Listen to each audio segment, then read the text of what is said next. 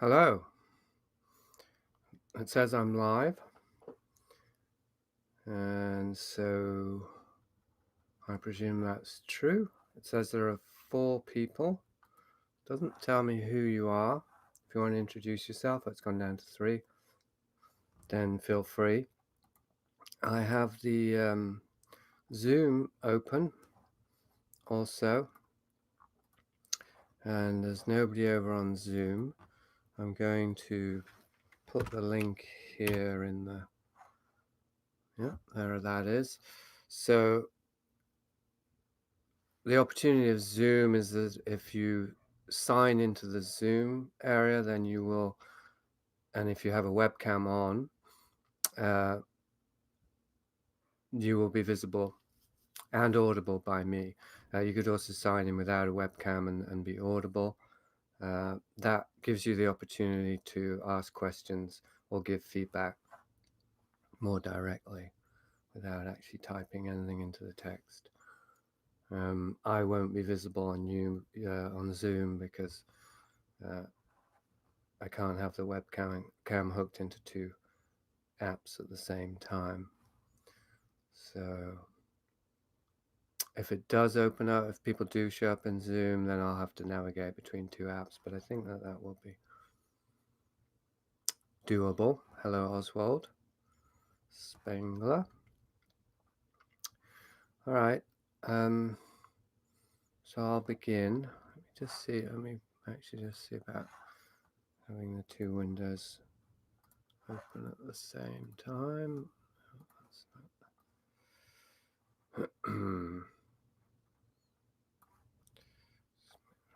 Reduce that one a bit.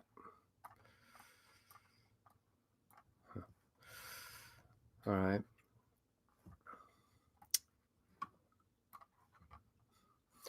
Yes, thanks. Oswald says nice fish blanket. I replaced the previous blanket with this one, which came into the thrift stores. I thought that the vibrant blue would bring out the blue of my eyes. So I don't have anything pre-prepared for today. I just came up with a theme as a combination of as organic response to comments at the blog. Somebody asked me about Homo sapiens and the occult and how I viewed that writing now, and I mentioned that I had started a redux of Homo sapiens, more of an apologia really, and then abandoned it because of other projects took over my attention. I think I got about 2 chapters in. It was an awful lot of work going over the Homo sapiens material, rewriting it and adding commentary. The rate I was going, there was more commentary than original, so I was going to end up with a whole new book at that rate. And it was quite difficult to salvage what was there. Like rewriting wasn't enough because it felt as though really the foundations of my arguments weren't solid. I had mistaken like swamp for solid ground, and so I'd built a house on sand. There, the proverbial house on sand, and I guess I would prefer if it had sunk into the river and left no traces. But that didn't happen. Of course, the nature of things being that once you've said something, you can't ever unsay it. And once you've written something and published it, it is forever out there. And so those books are out there. They're still for sale. I did ask Adventures Unlimited to pulp them all, but they wanted to charge me for that, like for a trash container. So I gave them some money to get rid of some of them, but there are still some remaining. I'm a little bit... Well, I'm definitely divided about trying to erase the traces of my past. I think that's a dodgy activity that politicians and celebrities indulge in.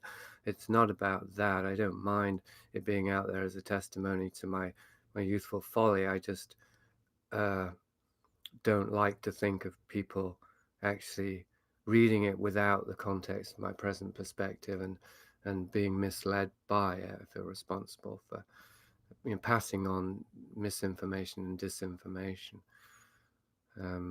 So that's my reasoning. However, become more and more apparent to me that over the recent years that a large percentage of my audience, nobody's shown up on Zoom, I see, so I guess people are just comfortable with the YouTube format, unless I've done something wrong technically. Anyway, it's okay with me. But do pop up with questions as soon as anything comes into mind, because it'll help to keep me flying. Yes, a lot of my readers and listeners have been involved in the occult, or still are. Certainly have curiosity about it. Like, it's clear that's just a large, just a prevailing interest for people who discover me, even if they don't discover me through any of my own writings about occultism. And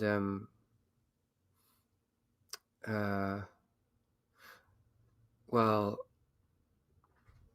I think it's one of various examples of areas of interest and even obsession or immersion or investment, psychological and other kinds of investment, that have proved to be mixed blessings. People basically who want to well, interesting. I'm having a sort of brain block here. I suppose just to talk about myself.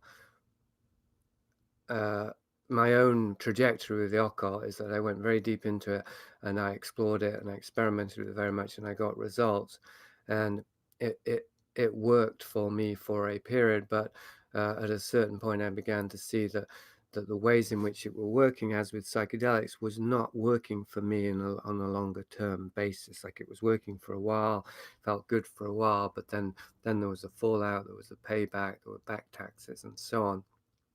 And I think that psychedelics and occultism can quite well superimpose on each other. I think they're almost fractal images of one another.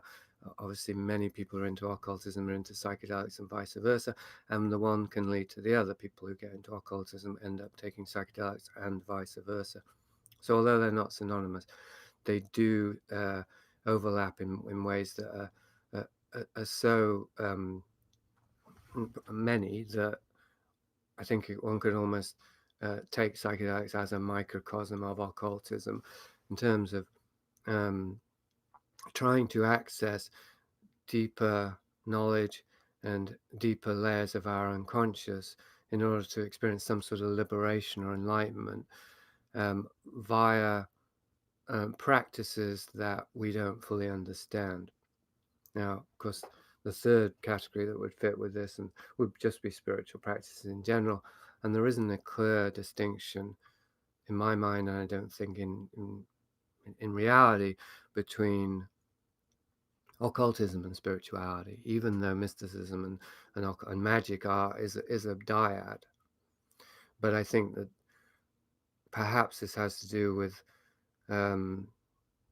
occultism being a discrete ideology in our world, in our culture, that has adopted many forms, has constructed many Trojan horses by which to possess us, let's say, not to use too paranoid language there, but by which to persuade us and recruit us, or sell itself to us. And so I think that many of the spiritual practices are really kind of occultism light. And then on the other hand, there's a deeper intersection there, which I think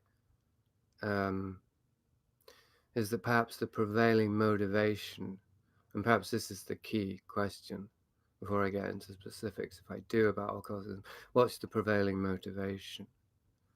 And I think the prevailing motivation, and of course, the fact is that spirituality, in the sort of profane or commonly understood sense, such as meditation and yoga and dissolving the ego and that kind of thing, they're imported from the West via people like Carl Jung, although actually he was a voice of reason in that regard, I suppose. Obviously, Crowley was a key element there. Gurdjieff, Timothy Leary, Ram Dass, the Beatles, Maharishi, the usual suspects. And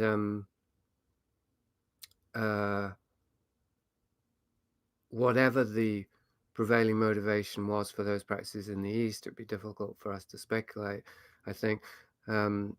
Once they were imported into the West, I think that the prevailing motivation for spiritual practices is the same as the prevailing motivation for occultism, and that is only superficially peace of mind, which I think is a very valid pursuit, or it might be counterproductive to pursue peace of mind, but underneath that was, how do we get peace of mind? It's through self-empowerment. It's through control of our own bodies, our own environments, our own emotions, self-control, self-mastery, but not in the way that I think the true Eastern style spiritual practices might lead towards. And I don't know, because I don't have much inside experience there, but I think there's an inherent difference, and I think Jung wrote about that, between the Western mindset, which is proactive, it is ego-based and ego-driven, it is about doing in order to get results, which is totally congruent with occultism, of course. And Eastern spirituality is the opposite of that. It's really about acquiescence, passivity, and surrender. And of course, meditation, this idea about just being in a room doing nothing in order to confront one's own distortions, one's own capacity for delusion and evil. Well, you can see how easily that can become a doing, because it does require will to stay in a room and do nothing. And so I think that's where it begins. Like when I did meditation, in the most intense period, I would meditate for 4 or 5 hours a day. So when I was living in the south of France, and I'd been allowed to just live in this big property just to keep it in order over winter. It's a bit like Jack in the Overlook. I never thought of that before. I didn't have to do much maintenance at all, but they did just want somebody there. They were just doing me a favor more than anything, I think. This was in my mid-20s, and anyway, I had nothing to do all day except write, walk. And then the evenings was when loneliness would be the greatest. I was also on a rigid diet because I had a stomach ulcer. I didn't realize it until, well, it was during that period that I found out. So I couldn't digest a lot of food. And I didn't have any kind of entertainment, didn't have the internet. So I was just writing during the day, I didn't have a computer even. And then in the evening, as a way to get through the evening, I would read, and even my reading was very rigorous and disciplined, like Shakespeare and unfortunately Crowley and that kind of magical stuff. I think I had Abraham Meehan, The Magical Working. And then I would meditate for hours on end. And my meditation, the way I got through the hours was Kabbalistic. I would focus on the different Sephiroth in the Tree of Life and the corresponding parts of the body and the chakras and so on. And I was in a certain sense, you could say, I was creating an internal architecture, a psychic architecture based on the Kabbalah and the Tree of Life, which I now think is one of the methods of MK Ultra. And so maybe I was I was definitely self-engineering in that way, but maybe based on a dodgy template. I don't know. But my point being is that it was very proactive. I wasn't listening. I wasn't just waiting. I wasn't there to observe my own resistance to meditate. I did everything I could to avoid that by having an internal sort of entertainment system, if you will, based around the Kabbalah and the Tree of Life. And it was very effective. Like hours would go by and I didn't have any trouble. It amazes me to this day that I could sit and meditate in quotes for hours on end, because now, well, not a chance. You wouldn't get me doing it for 10 minutes now, unless I was to do it that way, which I wouldn't. Anyway, the main point was that, and maybe this will bring me now to one of the themes of what I thought would be today's talk, the unenlightened life. Self-observation is something that I hope has continued and deepened in my life without needing to meditate to do it, but certainly meditation can help, and meditation can be an opportunity. or a space in which to do that and only that, to observe myself or oneself. And the things that come up, and the neurotic, or the patterns, behavior and thought and emotion that are at play, and that are beyond our control, that I think can be helpful. But as I say, that's become more of just a way of life for me now, even though I also think I'm avoiding, in many ways I'm still avoiding, and I might benefit from meditation, but I don't know how to approach meditation. I said this to my brother-in-law recently. I don't know how to approach meditation as yet, that without bringing that will to power, proactive, ego-driven mindset to it. I have to do this in order to achieve that, and I will attain virtue points by doing it. That whole thing, that program that runs my hard drive to some degree. Shouldn't use computer metaphors. I think they're quite pernicious. Is the one that I wish to be free of. So then I don't want to do a practice that's supposed to get me free of it, that's actually reinforcing the thing I'm trying to get free of. And some idea about the unenlightened life, I think, here is that an awareness of enlightenment is a double-edged sword, and something of a red herring and a trap in itself. As a goal, it can fuel all kinds of behaviors, just as I've mapped about occultism, that are sourced in trauma. And but an awareness of the idea of an enlightenment can, well, in a certain sense, help, or it's complementary with an awareness of one's lack of enlightenment. My awareness that I'm lacking something, and that's very prevalent on a moment-to-moment basis. And just having something odd happening in my consciousness there, which is to do with how much I'm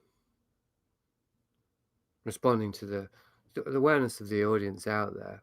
10 people, and I sure can talk, impress myself there, not necessarily talking well or saying anything really meaningful, but the fact that it keeps flowing is interesting to me. Remember that this is an experiment, and that you are participants in the experiment. You should not think of yourself as passive listeners, even though you can be that. Maybe the 9, I assume it's 9 and plus 1 is me. Maybe you're all just doing something else right now. Maybe you're not even listening. I could be talking to a void. But assuming that you are listening, thank you. Samuel says it's good, enjoyable. Then your choice to be a passive listener is a choice. You can comment, you can ask questions, and as someone just has, and you can go over to Zoom. Tell me if you're having any trouble. If anyone's trying to get to Zoom and failing, please let me know, because at the moment it just seems as though nobody wants to take that leap, and I respect that. That's fine, comfort zones and all, but I'm going to go straight to the question, otherwise I'll just end up stuck up my own asshole. Sinister but Happy says, oh, that's Gib. That's nice. And Gib is sweeping his floor. Yes. Well, I was wondering about that, because that's the optimal way to be a passive, non-passive listener, is doing other stuff. If you're just sitting there, like today, I will get to Sinister's question. Today, I didn't sign up for Dave Oshana's meeting, even though he sent out a last-minute thing. It was a change of theme. It was about ego death, and that really got my interest. And I thought, I got FOMO. I thought, I shouldn't miss this. Maybe something's going to happen. Maybe my ego will die. But I decided not to. And it also motivated me to do this, because that made it easier to not attend Dave's. It's like, well, if I'm doing my own thing, then I certainly don't want to spend all day at the computer. And I'd rather do my own thing than participate in Dave's thing. And my point here is that to me, just sitting at a computer listening to somebody, even if it's live, and even if in Dave's case they can see me, is not really very stimulating, no matter how interesting they are.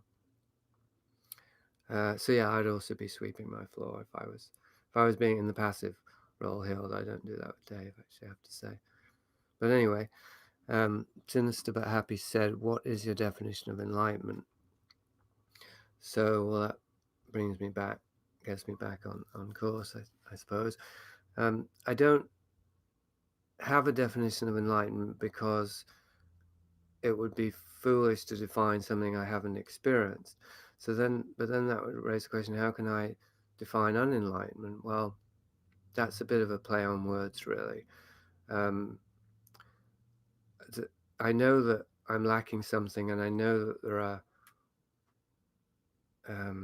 ways in which my consciousness is currently experiencing existence that are not optimal or that are neurotic. I mean, why beat around the bush? Let's call a spade a spade. I can observe neurotic patterns in my own consciousness, and so then I'll give a definition of enlightenment based on that. Enlightenment would be freedom from neurosis. Now, that's just a definition. Like, it doesn't tell you what enlightenment is, tells you what it's not. What I was thinking today, I'm just distracted by a comment. I'm not going to look just until I finish this thought, was that peace would be, for me, a better word than enlightenment in a certain sense.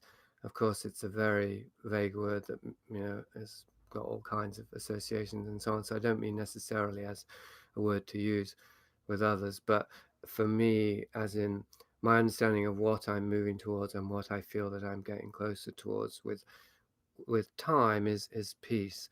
And I even get a little tingle when I say that. And it's not peace of mind. I mean, I don't think it should be limited to peace of mind. So I'm going to look at the comment now. An announcement ahead of time for the live stream would have drawn more viewers. Well, I did announce it, Oswald. So the question then is, what sort of announcement could I have done that I didn't? Because I posted my blog, I tweeted on Twitter, and I set this meeting up an hour and a half ahead. I could have done that sooner on YouTube. I don't know if subscribers got a notification about that.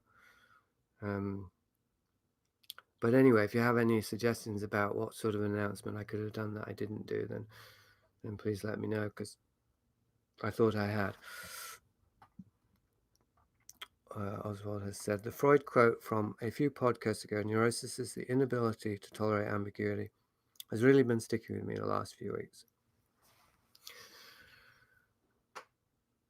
I've been thinking recently, it's not directly related to that, maybe a little bit, about anger, and it occurred to me, because I'm writing about polarization and schismogenesis, occurs to me, and I also mentioned on the last meeting how, I think it was Nathaniel, talked about how entities, the best or the subtlest or the most effective entities, are the most subtle, and we don't even notice when they possess us. I'm talking metaphorically here, perhaps, but and the same would be true of neurotic patterns. That the more subject we are to them, the more possessed we are by them, the less we actually notice them. And so the flip side of that is that, as I mentioned last week, the more self-aware I become, the more aware I become of, in this case, my anger, and yet I'm less angry as a person. So that seems contradictory. I'm more aware of being angry the whole time, but I'm less angry as a person. And what reconciles that contradiction, I think, is that I'm becoming increasingly aware of ever subtle levels of neurosis there, and of how my anger is, how dormant it is, how latent it is in my consciousness, and how easily triggered it is. It's basically always waiting to come in and take over my consciousness. Anger is. You could personify it as an altar even. And it occurred to me that this is how polarization, schismogenesis, is one of the ways in which it works, is that we love to be angry. The feeling of anger, even just irritation, tends to go hand in hand with judgment and condemnation of whatever it is that's causing the anger. And that makes us feel really good, that combination. And so, of course, like any drug, once you get people hooked, it's easy to sell them on it. And so, and I haven't thought this through, so you have to bear with me because it's new to me, but the polarization in our world that's becoming more and more evident seems to me that it's sort of centered around this access of personal ego gratification through anger and condemnation that we do just on a moment-to-moment basis, no matter what it is. Like I will feel, I'm sure you can relate, but I can feel angry with just about anything. And it may be a very low-level anger, maybe just a moment of irritation. Jordan Peterson actually is one of my favorite moments with him that stayed with me. He talked about, and I'm not advocating Jordan Peterson, as I hope you know, he talked about a chair. If a chair's in your way as you're crossing the room, that causes a flare-up of anger, and that anger gives you the energy needed to move the chair. Not that you wouldn't be able to move it without it, but it's an extra expenditure of that energy to move the damn chair, which is what makes you angry in the first place. So it's as though there's a sort of self-regulating system there, which is need energy to move chair, fucking chair, now I've got the energy to move it. However, he didn't talk about how, well, although that may be an innate, natural sort of biological reaction in us, we don't actually need anger to move the damn chair. We don't really need to feel that way. So that's also a neurotic reaction. It is neurotic to look at a chair and get angry, I think. Not exclusively. A bit of both. Depends what you do with the chair. Funny, I just watched a movie in which Russell Crowe destroyed a chair out of rage because he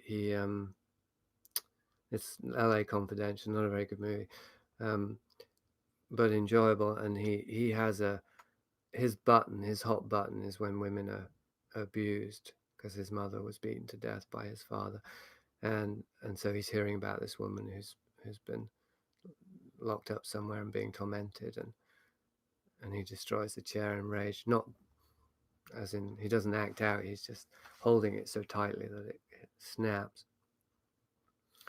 And that just came into my mind spontaneously as an example of what I'm talking about, which is that when we see a chair in our way or whatever it is, it triggers some sort of association, not just, oh, that chair is in my way. You can go around it. Like there's some extra element there of association with being blocked. Could even be with chairs. Being blocked would be the main one. Just that we personify physical objects and we feel offended by them, and then extend that to sort of maybe not the other end of the spectrum exactly, but the kind of the opposite of physical objects, which is totally abstract things, as in other people's beliefs. They offend us. We feel blocked by them. Like if somebody says to me, "No, LA Confidential was a great movie. I thought it was a masterpiece, better than The Godfather," I would experience that as offensive, and I would feel blocked. Like my own sense of who I was would be challenged by that, and I would be offended by that person, and I would cease to trust them as an arbiter of movie quality, not as a human being. But it could go there. This is my point about polarization. Like the more that these neurotic patterns, the less that they're examined, the more that they are triggered constantly, the more they possess us, and the more our interactions provoke them to possess us, and that can escalate and snowball. Anyway, I'm I'm going to stop there because I'm relieved that that was pretty much coherent strain of thought, even though I was completely winging it. Oswald said, any thoughts on Hungary's PM banning gender studies in uni, saying it's not science and people are born male or female? I did hear about that. Somebody just said they're going to try the Zoom out, so that'll be interesting. You know, because if only one person shows up on Zoom, it might just be me and him talking, and then you'll all be passive witnesses. Not that it's now or never. I just did something weird with my computer. Okay. I'm a bit speedy here. I don't usually talk this fast and have this high level of energy, so I'm kind of wanting to check my ego as much as possible. I'll tell you, one of the ways I notice this, before I get to this question, one of the ways I look in on my ego is my facial, what's going on with my face. And it's interesting because David Shana mentioned this just a couple of weeks ago, and it wasn't a question of sowing a seed for me, because I'm like, oh, he does that too. Because I've been aware of it for some time. That I bet you are, actually. I mean, it's the collective you, but you're all watch out for flattery now, but I imagine you're all pretty self-aware and discerning people if you're here. So my guess, somebody's on Zoom, is that you've noticed this too, which is that when I'm being inauthentic, or when my ego's taking over a little bit, I'm getting too narcissistic or whatever, you know, it could be various different things, my face will start to tell me. It'll start to do weird things, very micro movements of inauthenticity, discomfort. Okay, let's see. Now, I'm going to unmute on Zoom and see what happens. Hello, somebody. Samuel Hunter. Yeah, hello, Sam. You don't have to speak, but you can at any time. You can also put your video on if you wish. As I said, I can't put my video on, so if you want to see me, you just have to stay, you know, with also a window open for YouTube. Okay. So anyway, so Oswald's question.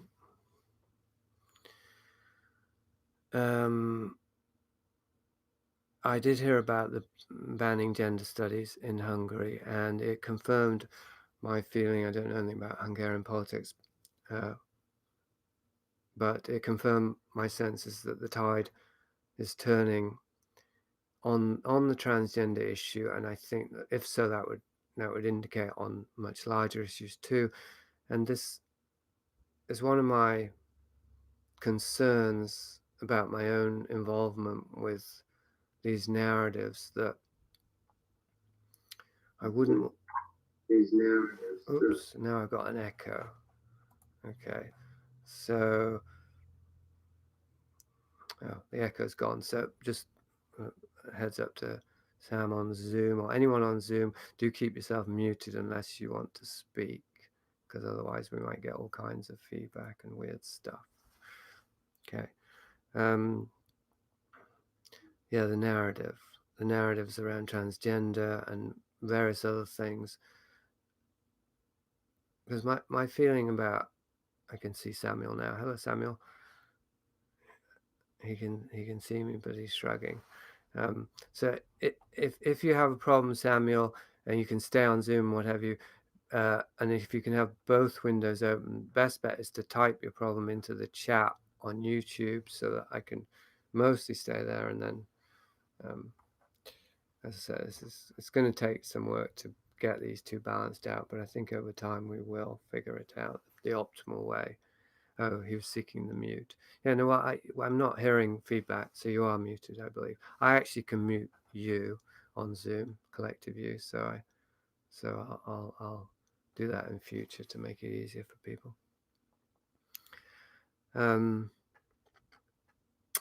Right. So what was I saying? Oh, Samuel shut down YouTube. Okay, but you're back. Okay. I don't really need to know every detail. Technical problems. yeah, my attitude with transgender at this point is a bit ambivalent, because I feel as though I've made my case persuasively, incontrovertibly. I mean, this might be a bit arrogant, but and to the extent that I'm finding it difficult to believe that anyone who's really self-aware or discerning or honest buys into it at this point, that men can be women too. I mean, even without the surgery. But on the other hand, people are being banned on Twitter, and that whole thing is going on, and I'm still hearing about that. Megan Murphy, I think was the name, recently got banned on Twitter just for that, just for the usual stuff. And so that's hard not to get pulled into that, because when people are being censored and whatnot, I do feel like I want to support them. But I just think I think there are definitely elements that we haven't seen yet. And I guess to really keep it simple, I do suspect that the promotion of transgender is paving the way for the opposite, for a conservative backlash in tandem with audience cults and political movements and machinery and the whole Weimar effect of, a massive kind of state corporate drive to white bread everyone and everything. It's possible, is all I'm saying. I'm not prophesying that. I'm just saying that that's a distinct possibility, and I don't want to play into it.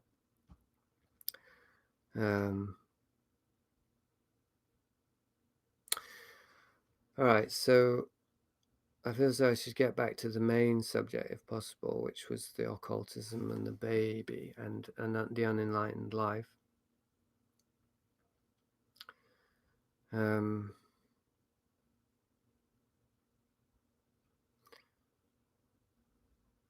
But I'm not sure quite how to tie them together if I need to. So I'm just going to wait a moment. Just see if anyone has any questions. Just drink a little bit of water.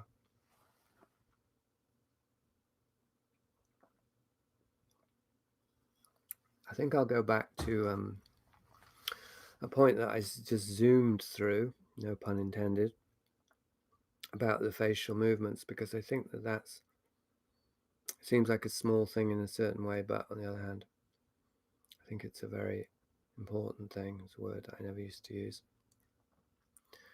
I think it's a very meaningful discovery for me. I mean, to become more fully conscious of it.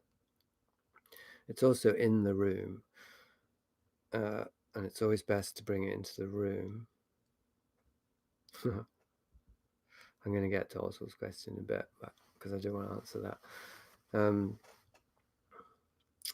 It's always good to bring it into the room, and that's a therapeutic maxim, by the way. And when I'm talking on YouTube, so I'm talking to a camera, I'm only seeing myself because you're not visible on YouTube.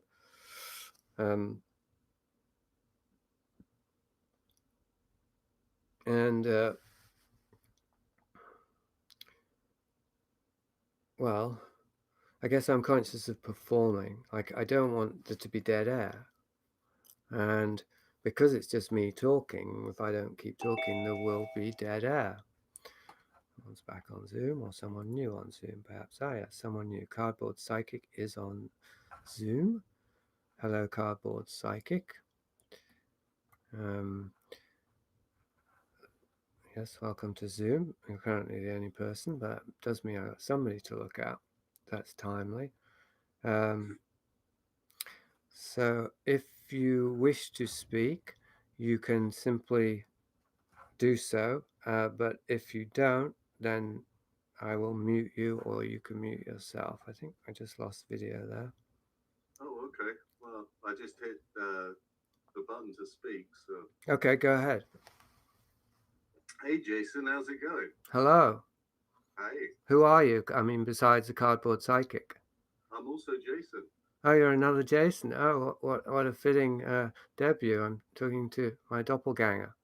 Basically, yeah, that's sort of how I found you on the internet, strangely enough. Wait, you were looking for yourself and you found me.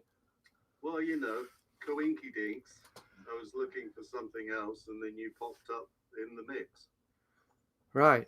So what I need to check before we carry on, because it just occurred to me, will people be able to hear you on YouTube? I think they will, because you'll just come through my speaker and through my mic. But if you listeners on YouTube, if you can just let me know if there's any problem hearing Jason number 2, then and I'm going to how do I do this? Do it this way. Just have to go so I can read the comments and see you. Not ideal, but I'll make it work. All right. Yeah, carry on. Sorry for the interruption. Oh, not at all. I was just fascinated to see when you popped up in my periphery and all the synchronicities that were surrounding it. You mean in terms of you coming across me? Yeah, exactly. Right. So what were you looking for then when you came across me? I was on a project, on a job, and I was doing some casting, and it was something to do with film work. And then somehow there was a name that popped up that had something to do with your being the one. Right. Which is interesting because I just revisited that because of a project. Somebody's making a film about people who believe they're living in a simulation. And I initially, well, it was Gibb who told me about it. And I said, well, it's interesting. You're going to contact him. And he asked if I would. And I said, well, I don't think I really qualify. And then he reminded me of that whole phase of my life. It was as if I'd erased it. And I realized that I kind of do qualify. But anyway, that was just another sync for you. So you came upon being the one? Yeah, and I found a great affinity to it. It's funny when you mentioned that there were these other parts of your play of your story and these other characters. I felt like it was part of a fam that you were talking about. Part of a what? A family. A fam. Oh. So you mean in the Being the One film itself? Yeah. When I talked about others out there? Yeah. Ah, the other lucids or sorcerers or... Yeah. Yeah. Oh gosh. So, okay. So, yeah, carry on. Well, I mean, it's fascinating to me because the thing that you did in the movie about meeting people and spending time with them and going through a process with them, I related to. Oh, and does that have anything to do with the project that you're involved in that led you to be looking for somebody called Jason online? Or... No, I mean, I wasn't looking for someone called Jason online. It was a different name, and I think I looked up the director. Um, and basically, I went to IMDb and I saw that he'd made the piece with you, and then I started watching it, and then it was then that it sort of dawned on me, oh, this creature is very much akin with my life. Oh, so was that Mike LaBurt then? I believe it was, yeah. Yeah, because he was in Being the One, and he was really more the director than anyone probably. But I credited the director to my cat, Garbanzo. So you wouldn't have been looking for him. I realized that. I'm looking at a cat now, strangely enough. Oh, can you not see me on the YouTube window? I can't. Well, I'm using my phone, so I can just see your icon. Right. Oh, sorry about that. That's one of the glitches That's of all right. this setup. So, well, Did you want to say more, or because I definitely have a response to that already, but is there more? Oh no, I'm fascinated to hear what you have to say. Well, what I was going to say is that something I wanted to touch on this meeting anyway. So you're saying that you just came upon me just very in the last few days. Oh no, this is I'd say this is 5 years ago, Oh, okay. and then yeah, it was closer to back then, and then you resurfaced in my consciousness again, and I was actually trying to find. It was so funny because the movie sort of buried somewhat, and it wasn't easy for me to find again. And then it popped up again, I guess, in the last couple of weeks. And then I've sort of subscribed to your channel and been following more of what you've been doing since then. So yeah, revisiting. Right. Yeah, well, it does seem somewhat synchronicitous, of course, an overused term these days, but meaningful that that you zeroed in on that, because one of the things I did want to mention today was that um, the nature of me doing this on YouTube. This is a new thing, and it came about very spontaneously. And now that I'm doing it, it seems actually I should probably mute you when you're not speaking. Let me see if I. Do you know how to do that? Or can I do it for you? I can do it if you like. Yeah, it's easy because otherwise I can hear your tea and stuff, and everyone else can. But now you've disappeared as well, so you don't have to turn off the camera. You just. I'm just doing what the button's telling me. I can mute you. I'll do it. It's like that. So now you're muted, but I can still see you. So this is a new thing, but it seems now that I'm doing it, just seems a kind of a logical, a no-brainer, a natural fit for me. And someone else, Samuel's back on Zoom. And I have attempted to organize meetings before in the past, and it's been somewhat successful, but also somewhat frustrating. And this seems to be the perfect way to make it very easily available without any kind of commitment. Certainly no monetary charges, and no commitment to participate. People can be passive and invisible and all the rest of it.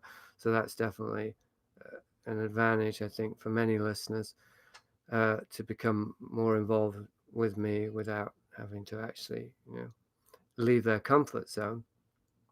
But the point being that for me, the real purpose of what I'm doing, or at least one of them, and perhaps the main purpose, I need to possibly mute Samuel, yeah, do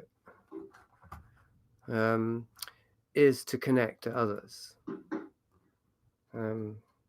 Why can't I mute Samuel? I did it with Jason easily enough. Oh wait, there it is. Oh, you are muted. I don't know what that background sound was then.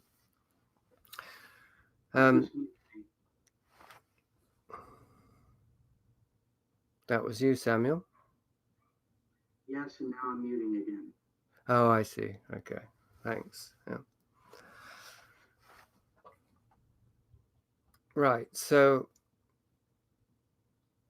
I guess it's commonly known as networking. Now, I've never been a good networker in the sense of when I sit down and try to network. I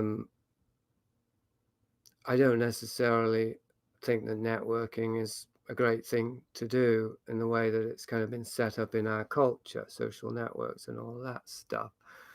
But in terms of what I do, becoming more interactive and more responsive to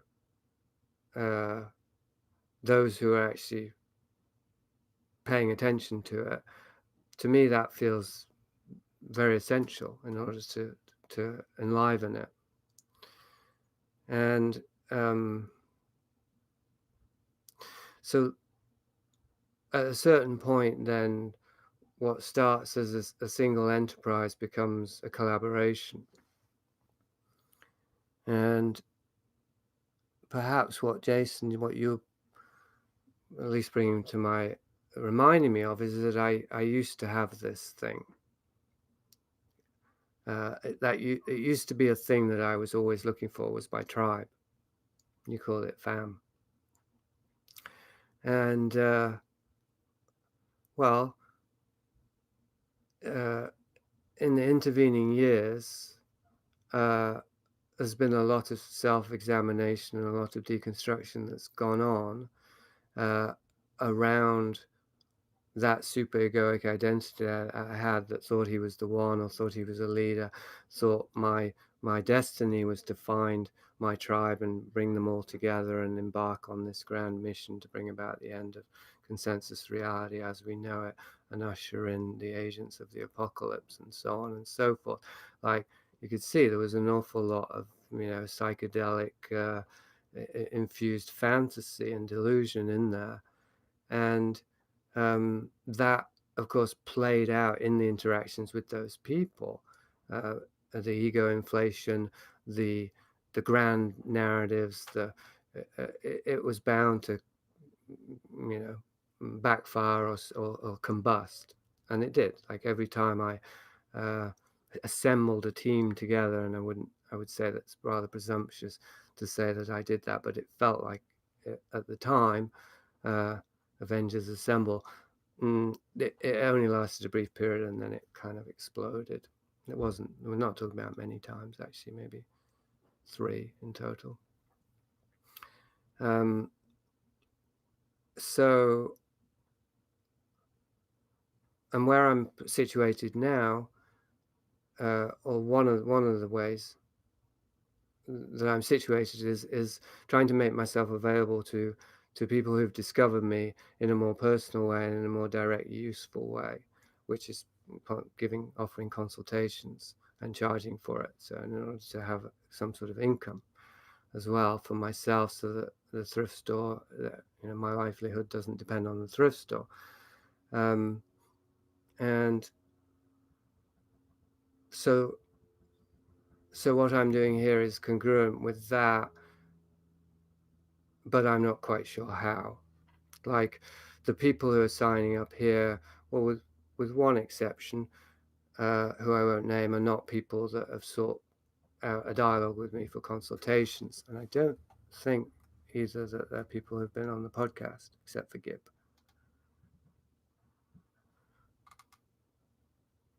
No. Well, if there is anyone who's been on the podcast, then let me know.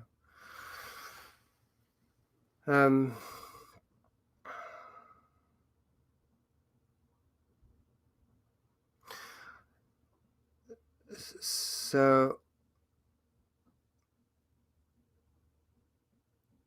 I've already made clear that this is experimental in the very mundane sense, as in just with the technology and the setup. It's new to me, and I'm not quite sure the best way it's going to work. Even in terms of speaking publicly live, that's new. Those parts are experimental in very obvious ways, but the part that's experimental in a less obvious way, and I'd say a much more important way, or a much more meaningful way, is quite fraught for me, is to experiment with this goal of collaboration. Like, what can we all do together here that this space is created to allow for happen? What might that be? And obviously, well, got me talking and you listening, and that's not nothing. But it's not everything either. May I jump in for a second? Please do. Yeah. Well, what got me interested, as you know, I've newly discovered you and your books and your writings. And why I have been attracted to getting involved with what you're working with is because I have found so few people with an open mind to so many of the matters that you explore yourself. And so, you know, for, enlightenment is an interesting thing, but also just opening one's mind to so much of what most people don't even consider possible. They consider it fantasy or your active imagination or whatever. Is a great relief not to be so lonely. So that's what's got me attracted to.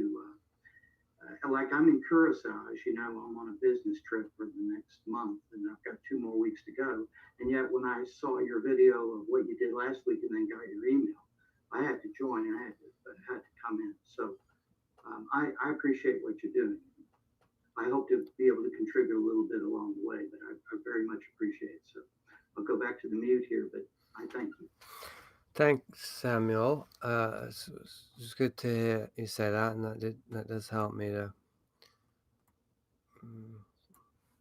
understand what it is I'm trying to communicate here, and that in itself is kind of communicates a lot, which is that I don't necessarily know what I'm here to do or say without your input. Now, to some extent, it's a mysterious world with mysterious beings. I can,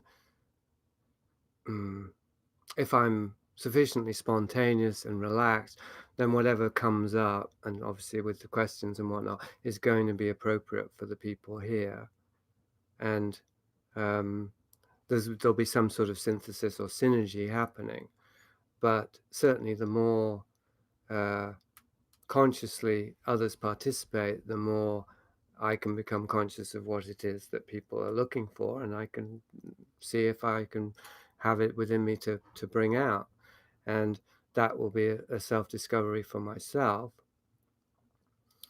Now, one of the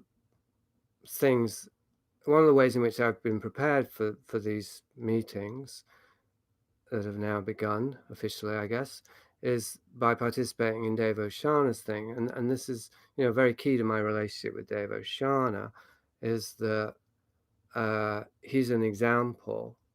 He's been an example for me in many different ways. And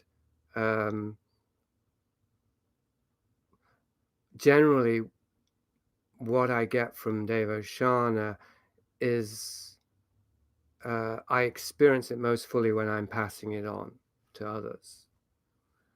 And I know that that can be understood in different ways, and so I'm a bit wary about, how well that was expressed. It's not as though I'm trying to be like Dave Oshana or imitate anything he does, but he has inspired me in certain ways. And specifically in this regard, like in terms of hosting live meetings on the internet, what I discovered for myself with David Shannon, and this isn't true of of everyone else who attends those meetings, is that I tend to get more from Dave's meetings if I participate, if I speak, which isn't always possible in a Dave Oshana meeting.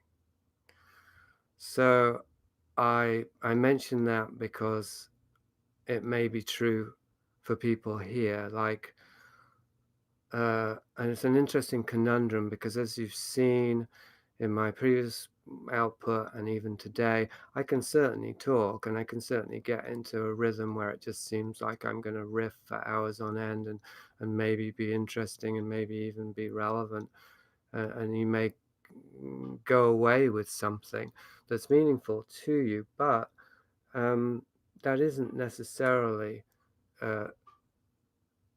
what you're here for. And I think that what Samuel has described is much closer to what I'm here for and what you're all here for, which is to experience a connection with others who will appreciate you, who will see you in new ways, and who will allow you to express and experience yourself in new ways. Now, that can happen just through listening. I mean, the transmission, to put quotes there, but the the experience of souls connecting to one another can happen in all kinds of mysterious and intangible ways. So I don't want to put any pressure on anyone like, oh, well, if you don't participate, you won't get, what's really going on here, because I don't think that would be accurate. But just to throw that out there, and this brings back to this idea of collaboration, which I think we don't really have much of a sense of what collaboration, connection, or what was the third thing I was going to say? It also began with C. Conversation, what they really consist of in today's world. So we tend to think of conversation as, well, you talk for a while and the other person waits for you to finish, and then they talk and you wait for them to finish and you talk. It's more like exchanging files of information. And collaboration tends to be around a specific project. We're going to work together on a movie, we're going to but obviously that's not going to happen here. Like, if there's a collaboration here, it's of a more mysterious kind.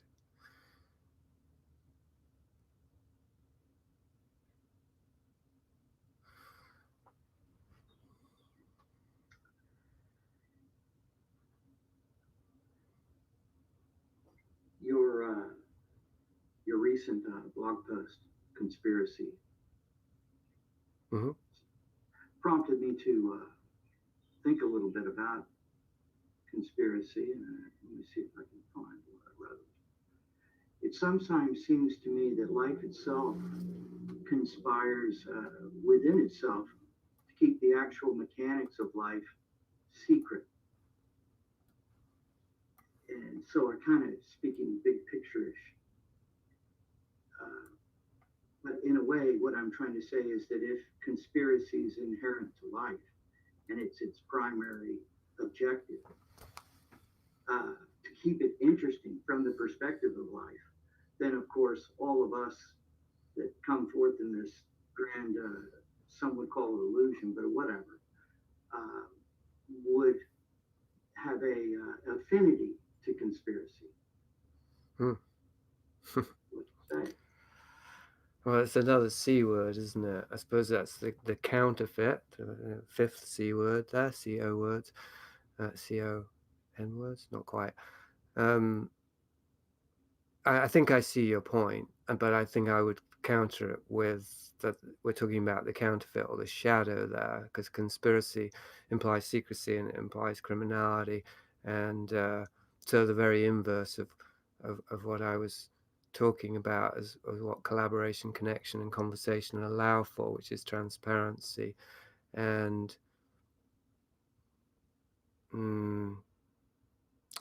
perhaps something like a discovery of our virtues. Like, if we can interact with others in new ways that feel more wholesome and meaningful and emotionally satisfying, and satisfying on deeper levels even, then we will respond to that in that environment. And part of the experience of the satisfaction central to it will be our own responses. It's not just as though we like to bask in the glow of wonderful people. We want to find people that we have an affinity with, because they will bring things out of us that we were not aware of. And so we could call those virtues, we could call them gifts, we could call them pieces of the puzzle, experience. But whatever it is, we need the right environment for them to discover those things, and for us to bring them out. And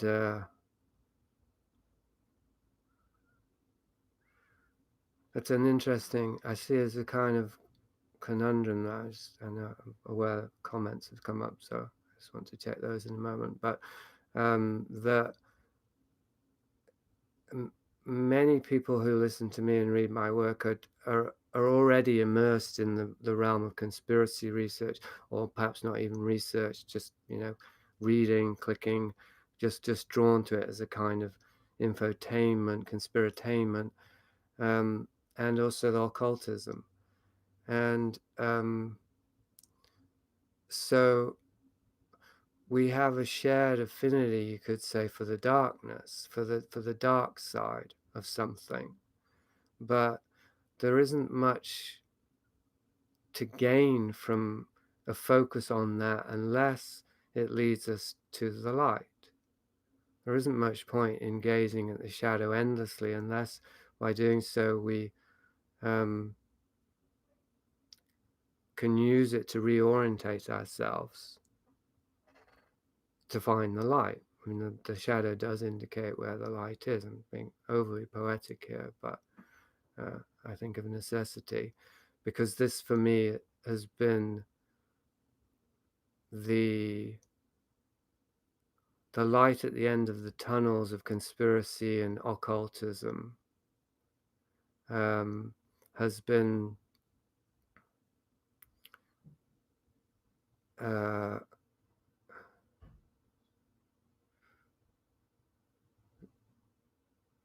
well,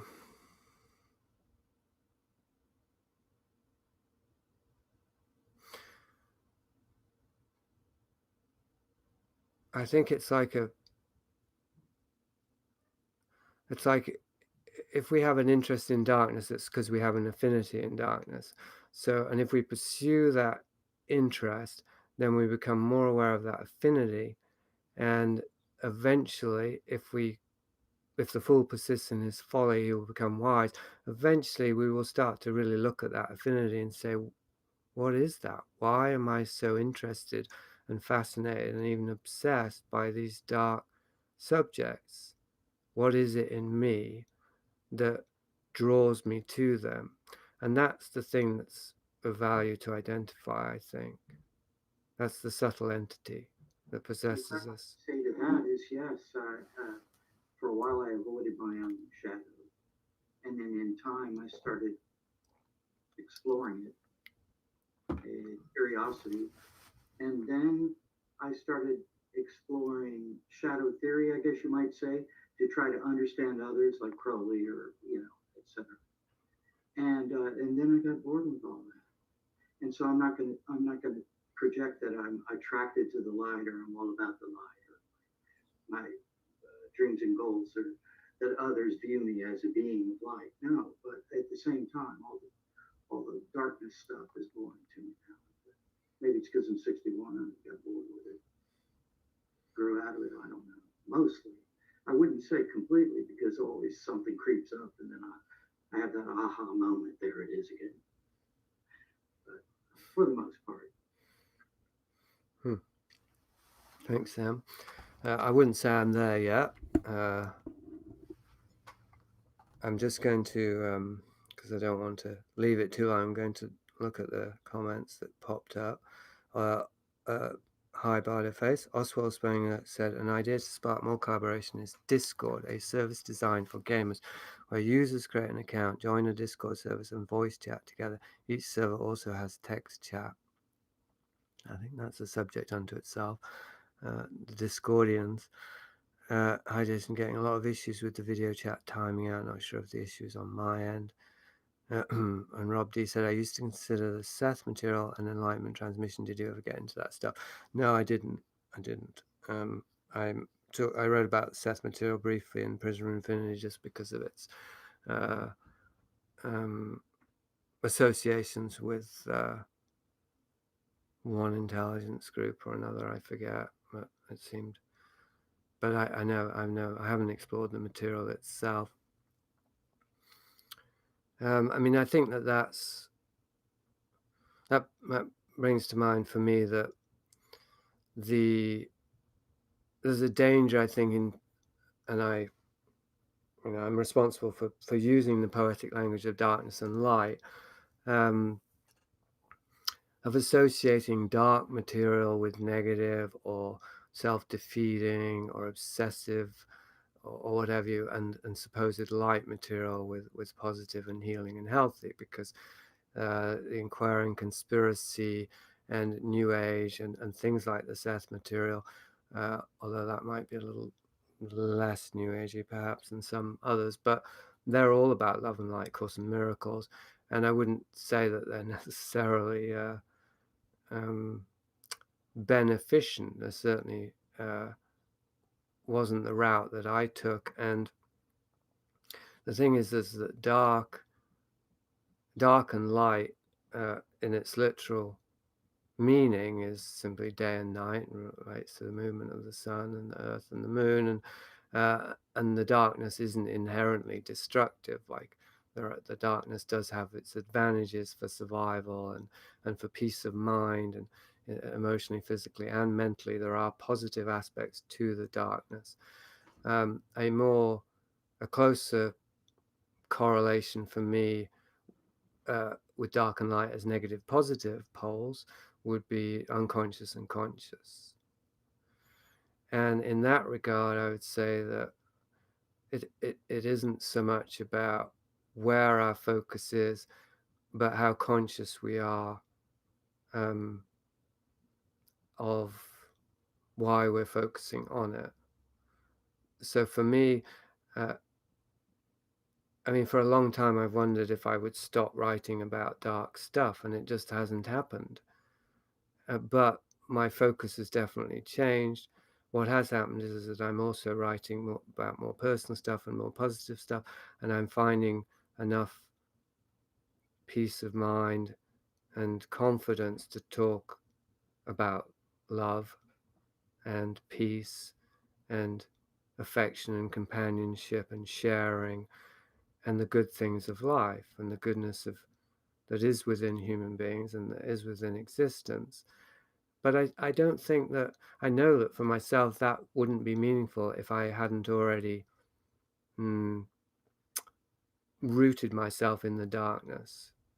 The point that I've I want to say convinced myself, I have pretty much established for myself that I'm willing to go where I need to go and see what I need to see.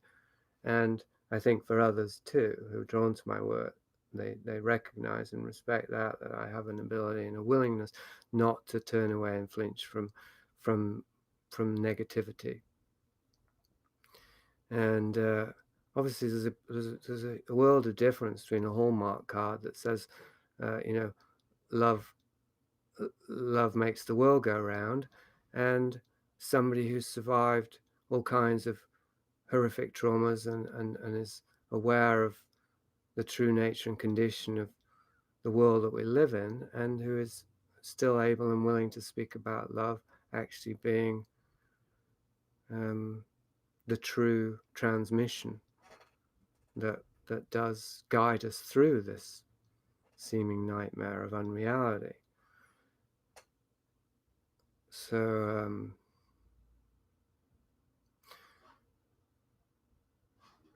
I think. So are you saying that your primary view of darkness and light is in respect to unconscious and conscious,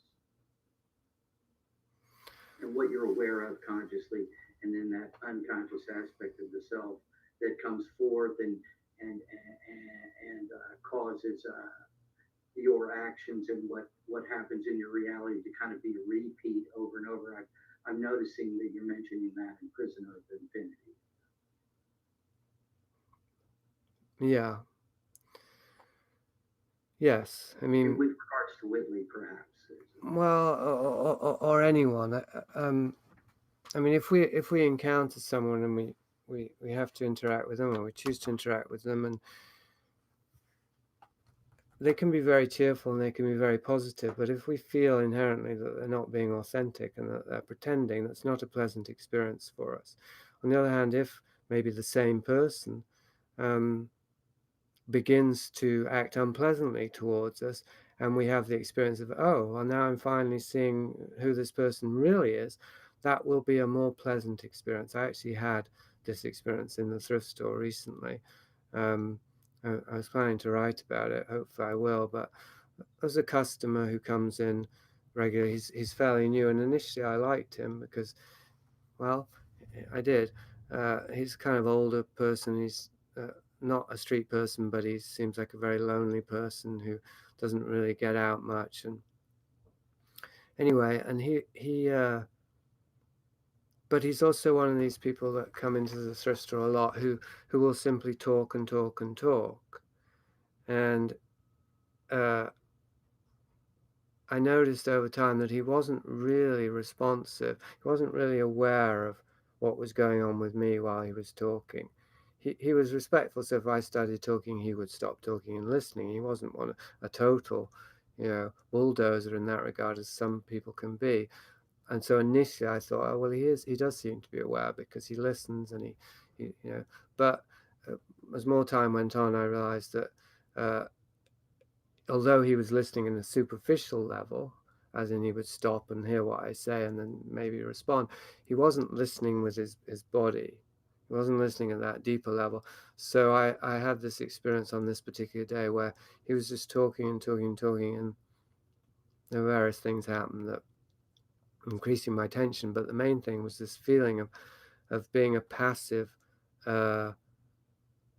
receiver of this person's unconscious load, and that I was standing there and simply taking it and taking it and taking it, and because I didn't really know what to do to redirect him, and at a certain point, due to various different factors that were going on in the store, well, actually, I had a blowout with another customer. So it was like my anger at this person got redirected at this customer. And so then I realized, okay, well, now I do need to be more conscious here and not just be suppressing negative feelings because I want to be nice, because, it's got to go somewhere. And I thought, well, he's seen that side of me now. Maybe he'll be a bit different, but he just came back and he carried on in exactly the same way. And so at this point, I stopped him and I said, look, I'm not really interested in listening and hearing your stories, And I said, you claim, because he'd been sort of blowing smoke up my ass various different ways, telling me I was a genius and telling me I had a good heart. And he was one of those people who just talks a lot and tries to ingratiate himself. Says that this meeting will end in 10 minutes on Zoom, by the way. And so I pointed out to him, I said, well, if you're really so sensitive to me, how is it that you're not aware that I'm standing here actually and not really enjoying listening to you? And he got quite upset, but he didn't change his tone of voice. He can maintain the same persona, but he began to speak in much more aggressive ways, and he became quite insulting. And at a certain point, I said to him, I don't mean to upset you, but I'd just much rather we had an honest conversation. And he said, if you want to be honest, let's step outside. So it was almost perfect, really, because it was like a microcosm of exactly what was being revealed to me, that for him being honest was aggressive, was an act of aggression. And I said to him, well, I'm glad that you're finally showing who you are, because this is why I was finding it so difficult to listen to you before, because you were acting a certain way, but it wasn't really truly representational of what's going on with you. And so it was just very oppressive to me. And now I feel much better because I'm interacting. We're having a more authentic interaction. Right? So anyway, he left, and I think he's been a bit more careful with me ever since. And the moral of the story for me was that it's much better to confront people in their own unconsciousness and at the same time recognize my own lack of consciousness in the moment than to just let that stuff build up over time and then come out anyway, because it's going to come out. So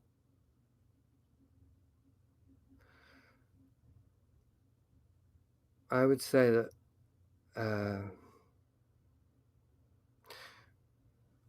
we have these ideas about conscious and unconscious behavior that are quite abstract, but what I wasn't conscious of and what I needed to become conscious of in that interaction was what was happening in my body. What that individual was communicating to me through their body, what was going into my body, and that I then had to echo back at them in order to allow my body to actually relax and be at peace again.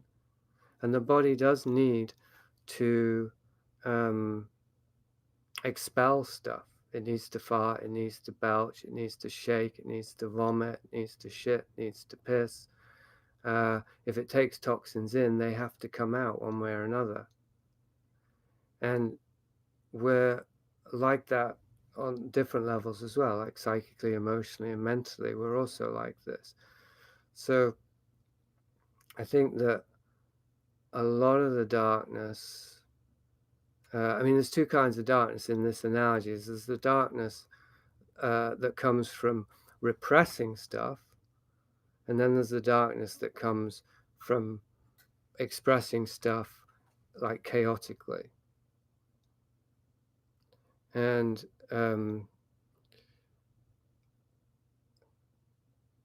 it's as though potentially the one is the solution to the other. Like the darkness of unconscious and the darkness of repression can only be healed or resolved via an apparent darkness of negative expression, whether it's hopefully creatively and in a contained way, rather than obviously like going out and shooting people. Is not what I'm talking about here. That's why the question of discord is interesting. Maybe I need to go back to that. But my output is quite negative. I do express a lot of darkness through my work. There's no doubt about that. And so that's going to attract people who are attracted to darkness. And as I change my own perspective about the darkness, my own relationship with negativity, with trauma, with pain, with delusion, with violence, with distorted sexuality, with anger, and so on, I'm going to be reforming my relationship with those things, but also with an audience. Right? I get stuck on that word audience because I'm very resistant about the idea of having an audience. But on the other hand, I don't like to be coy because I do have an audience. I write books and I do podcasts, and people, they participate in that, and then so they become an audience. But the audience isn't passive, not really. It might be passive at a superficial level, but there's something going on there whereby there's an interaction happening. And the thing I'm most aware of with interaction with this audience is that people with similar issues, similar desires, similar questions are drawn to what I do. And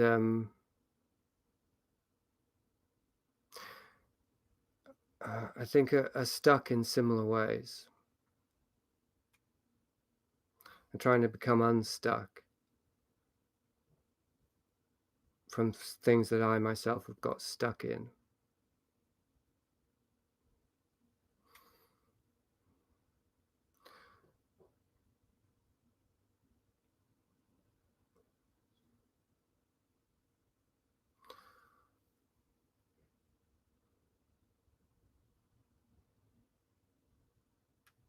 So, and I'm a bit stuck now. I'd say for about the last half an hour, I haven't really felt myself in a way that I like to feel myself. And I bet that everyone here has noticed it to a degree. And one of the dangers of doing this for me is that and this is something that everybody experiences throughout their lives, is that as we enter into interactions with others, there are certain expectations that we have and that they have, and we have expectations about their expectations. We don't actually know what anyone expects of us. Even if they tell us, it might not be true, but we certainly think we know, and we project, and we speculate, and we have theory of mind. So we move through the world carrying our expectations about other people's expectations and our expectations of others, and we generally find it very difficult to disappoint. So that gets magnified on an event like this. And the danger is that we or I will continue to act in a certain way, even if it doesn't feel quite right or natural to us, because we've got trapped by those ideas about expectations, our own expectations of ourselves, and our own ideas about other people's expectations. And I'd say that is very sticky. It's a very sticky thing, and so I think what's been happening at my end on this meeting today is that for me to move from the expectation space of simply talking to a passive audience to the space of actually interacting is a difficult transition, because I'm not quite sure who I am at any given time. And so at the moment I'm mostly looking at Samuel, because he's the only visible person, right? Which doesn't mean I'm talking to you, Samuel, but... No, but what about Jason? I see him. Oh, do you? Yeah. But I don't see you on Zoom. Okay, I wasn't able to see. I have to watch you on the YouTube, and every once in a while reload to sync you again. Right. Yeah, I wasn't... Whoops. Free meeting has ended. Interesting timing. I will restart the meeting on Zoom.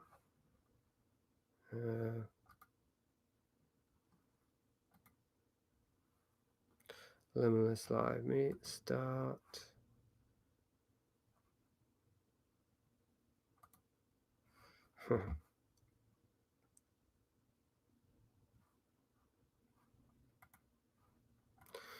Right, I'm going to catch up on the comments. Jason, have you considered doing more video interviews like the one you do with Jonathan Pajot?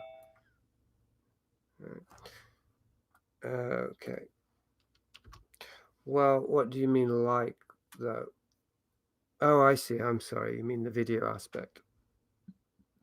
I have, yes.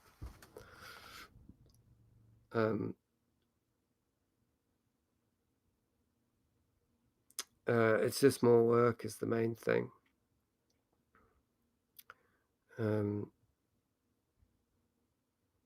That was very circumstantial with Jonathan, I think, just the way it played out.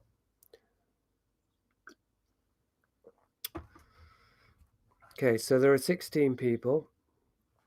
I would be interested to know who noticed that I was not on the ball for the last half an hour. And I mean really noticed. I don't mean like, well, now that he said it, yeah, I can see what he means. I mean like, who was thinking, not really on the ball there?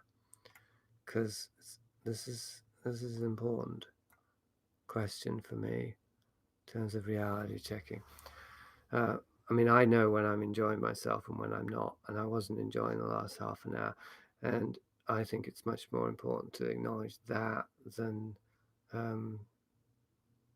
than anything else, like keep it in the room. And the extent to which these meetings will be beneficial is determined by enjoyment. Enjoyment is a quality or a value in our world that has been very much downplayed or sort of ostracized. I mean, it's become synonymous with pleasure, and then even guilty pleasure, almost as though it's something we shouldn't do too much of. But I would say, in my middle age, I'm discovering it's possible to enjoy almost everything. There's one thing I can't ever really enjoy for long, and that's thinking about myself. Like when I'm actually thinking about myself, it's almost never good. And I don't mean I'm beating myself up necessarily, although I suppose it does kind of come down to that. But it's kind of funny because I enjoy most everything I do in my life, but maybe I feel guilty about that because I spend a lot of time every day thinking about how I probably should be doing things differently. And I definitely don't enjoy that. I don't enjoy having those thoughts. And I have to say I don't know how true they are. That's the funny part.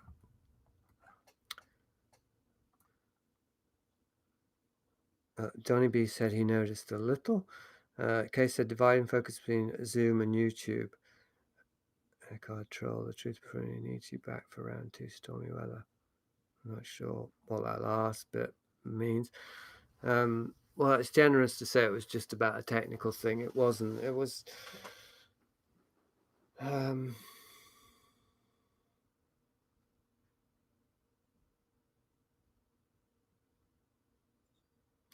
it was to do with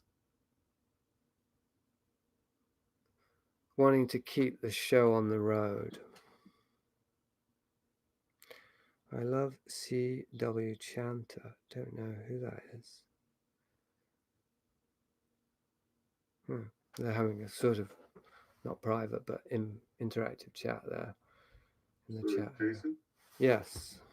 So I just wanted to mention, I've been feeling it in the pit of my stomach since you've been feeling awkward about interacting online. Okay. I'm just trying to get you on your video. Can you start your video? There it is. There you go. Can you still hear me? Yes. Okay. Pit of your stomach. How long would... it's actually more my solar plexus. I can sort of feel like a tension there, which I'm experiencing listening to you speaking right now. And how long did that go on, would you say? I'd say it's been building probably since we started talking. Since you and I started talking? Well, we started talking and it seemed like there was a potential for a conversation, and then I think you're used to almost talking to yourself. So it's sort of trying to balance engaging in your audience and also connecting with whoever's perhaps trying to connect with you. Right. Right, and I do think that although I didn't notice it with you, or after speaking to you, I started to notice it while I was speaking to Samuel, and I think it does relate to that, like being aware of this invisible audience. Oops, I'm gonna have to mute Samuel, while also being aware of one person that I was speaking with and wanting to kind of hit all the points or meet all the requirements. So yeah, getting split in that way. Right. Yeah.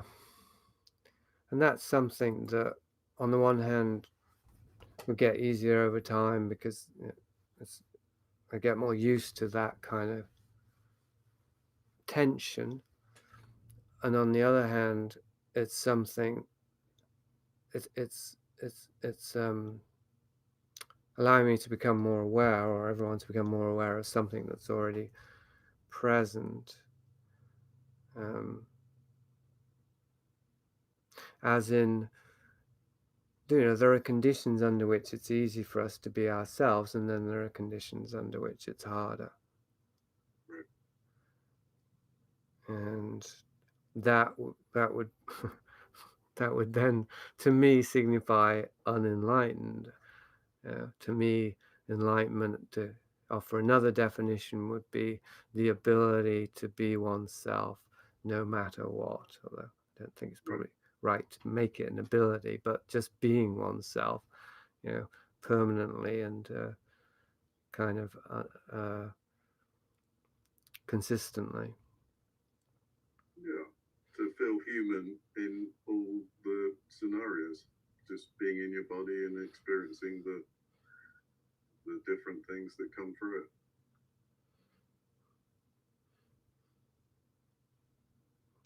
Yeah. And that, I mean, that is happening. Like, we are in our bodies.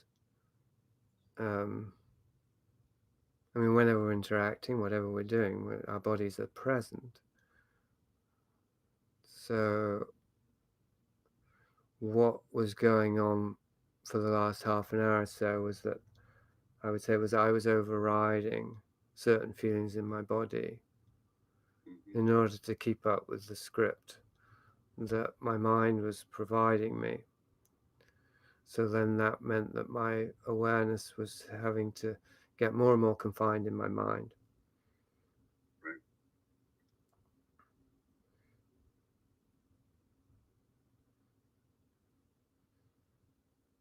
And it's very absurd, really, because there's nothing at all at stake today. Of course, it's an experiment. That's kind of why I was excited to jump on the Zoom, because you seemed keen to see what that meant. Sure.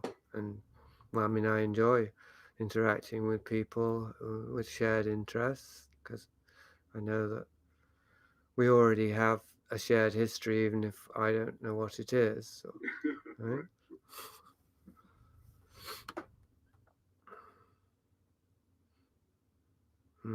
But it did feel like there's something at stake. It can feel like there's something at stake when there isn't. Yeah, that makes sense. It's interesting. When I first came across you, I was compelled to connect with you to talk to you about doing similar kind of projects than the one that I saw you in. So it was, there was a compulsion there initially, and then it kind of went away and then reappeared again, like I said recently.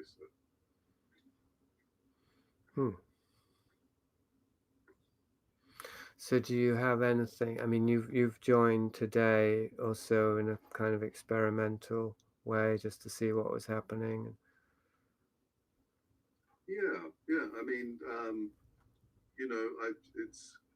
it's curious. I've been using Zoom as well, and for another purpose, which is breath work thing that I've been doing for a while now, and that's been working really well. And I'm definitely excited to see how this technology can, like you mentioned earlier, bring community together and share thoughts and ideas. So there's definitely something at play there, and also just the kind of work that you were doing before and the kind of things that you talk about. I'm into making media, so I'm curious to see what that means in my interaction with you. What kind of media? Well, I do all sorts of things. I mean, it's a project-based kind of phenomena, but I've made videos and music and different kinds of conceptual art, so it could be a lot of things. And are you working on something right now? No, I'm just talking to you right now. Well, currently. You're talking about ongoing projects? Yeah. Yeah, I mean, there's a music video that's happening this week, but that's what it is. But it's always something different. It's never obvious to me. It just appears, and then I start working on it. And do you have an ongoing interest in spirituality or occultism? Yeah, I mean, I started practicing yoga in the mid-90s.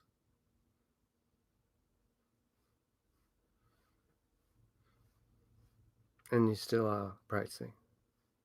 Yeah, I mean, I've gotten to experience lots of different kinds of practice, and I'd say it's definitely part of the fabric of my existence.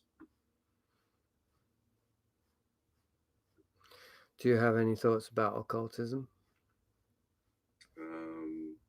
Yeah, I'd say kind of merges into everything else in my life. It's not like it has a particular hierarchical importance to me, but it's definitely an element, of course.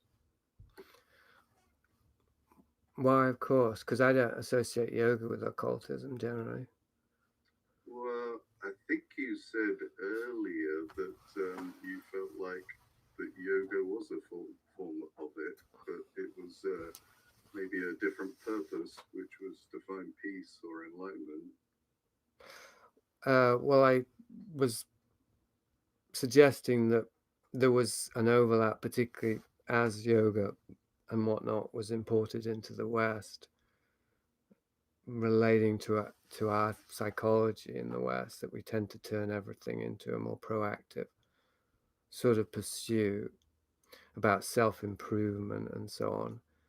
And that seems to me, I mean, the more I've distanced myself from occultism, the more I've begun to see that occultism is a kind of ideology, which I didn't think of it as originally, and that I haven't yet decided, maybe I never will, whether there's an ideology underneath occultism and occultism is like a delivery device for that, or the other way around, whether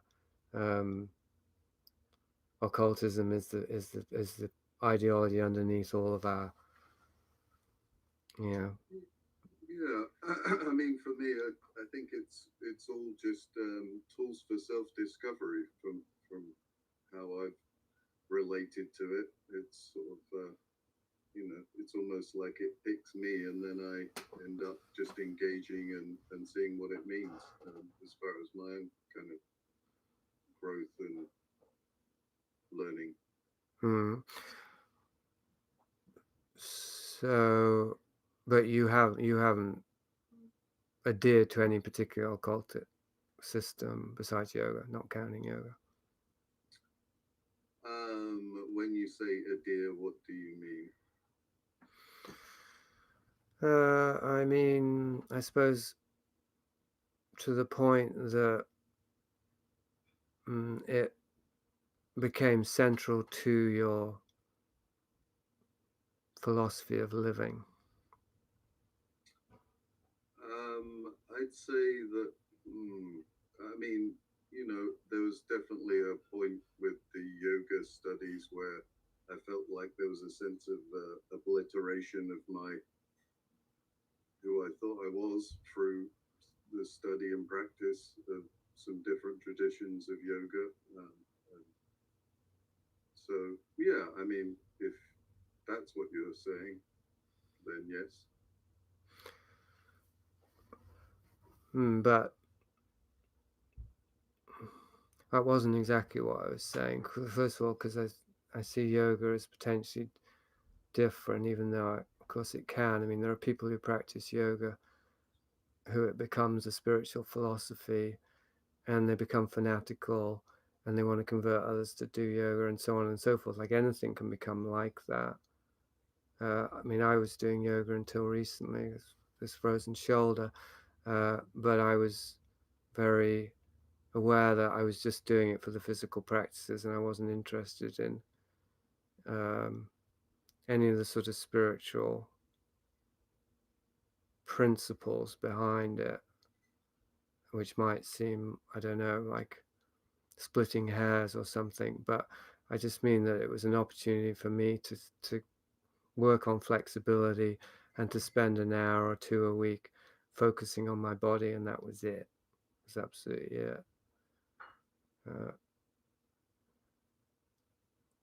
Whereas my experience of occultism, as you may know if you've looked into my work, was that it became like, it was almost like a kit that I got on Christmas, and then I spent years and years putting it together, and at the end of it I had this supercharged identity that had formed around a crystal matrix of beliefs. So, and it wasn't so much that I was a Crowleyite or a Gurdjieffian or a Strieberhead, or closest would be a Castaneда, and I thought I was a sorcerer. So I could always tell myself, kind of how you've described it for you, and maybe it is true for you, that I was just picking and choosing, and it worked for a while, and then I'd do another thing, and it was all about self-discovery. And I think to some extent it was, but I think a large part of it was discovering something in me that was compulsively drawn to these narratives of self-empowerment as a way to avoid an experience of being powerless. And they didn't really, like at the end of it all, I didn't, there wasn't much to take away from it, really. I don't think. I mean, maybe like somebody who's been a heroin addict and then can talk about heroin addiction and help others to deal with it. I think that's a big takeaway, but I mean, and this is the theme of today's meet: is there a baby in the bathwater of occultism? That's the question. So that's why I was asking you, because there are certainly people who come to me in my work and they want to say, "Hey, why are you throwing the baby out with the bathwater? There's definitely some good things about occultism." Yeah, I would agree. I think it's it's an important part of our psyche, and it's a chance to relate to ourselves, perhaps in ways that we have buried or don't want to go there, and it brings out for sensitive people that are connected to these kind of themes. It's a chance to explore. Could you say the same about psychedelics or even heroin then? Yep, I could. I think that I'm not an advocate of any of them, but then again, I'm not here to tell anyone they can't experience anything. So it's all part of sort of each person's own self. Each person sort of writes a passage or their journey. Well, yes, but that's it seems to me that's almost a separate point or perspective, because at some level I could say that about anything that somebody does. It's their path that they're on, and they need to be on it, and they will discover something about themselves. So when I do try to maintain that perspective when it comes to occultism and most other things, although not overtly destructive behaviors, but then I don't know how much you know about my brother, but he was overtly self-destructive. Right. And yeah, I'm not aware of your brother, but I'd love to hear the story. Well, I won't tell the story here and now because it's a long one, and I've also recounted it elsewhere. It's in Seen and Not Seen, and not so much in Paper Tiger, but that's about my brother. But it's all in Seen and Not Seen. But anyway, he was a dandy and a celebrity, and he died of a heroin overdose in 2010. He was a very self-professed nihilist, and he poo-pooed the occult, but he did have occultist kind of trappings in his persona and his image and stuff. But what I was saying is that he lived a self-destructive life to the end. I mean, that's how it ended anyway, and therefore you could say it was self-destructive. Certainly at a certain point it got on a self-destructive trajectory, and however long it took, I'd say it took 10 to 20 years that I was telling him and other family members that he was going to end up dead if he kept on the way he was going. So I could see it, certainly, which means he could have also. And, part of how I dealt with that was by trying to respect his choices. If he wants to destroy himself, then can I respect that? In a certain sense, I had no choice, because not respecting it wasn't going to help. Telling him, hey, get your shit together, don't do this, it's wrong, it wasn't going to work. It might just reinforce that drive. So all I could tell him was, look, I don't want to lose you as a brother, and I wish you'd be more careful and be aware, because otherwise I think I am. And I think that did reach him, but obviously not sufficiently. But the reason I bring it up as an example is that I think that there are many forms of self-destructive behavior in the world. That's kind of an understatement, no? And not all of them are so obvious, but a lot of them do pass for self-exploration and even self-discovery in the early days. I mean, my brother was very committed, you could say, to exploring his own psychology, but he took what's known as the left-hand path. He wouldn't have described it that way, perhaps, at least not to me, but it was transgression, the path of transgression, experimenting with his limits, and say the limits of the human psyche and the limits of the human body. And interesting, in a way, yoga's that, isn't it? But because that does seem to be a healthy way. And the more I've looked into occultism and also looked at my own application of occultist teachings, the more I see it as that. I see occultism as synonymous with the path of transgression.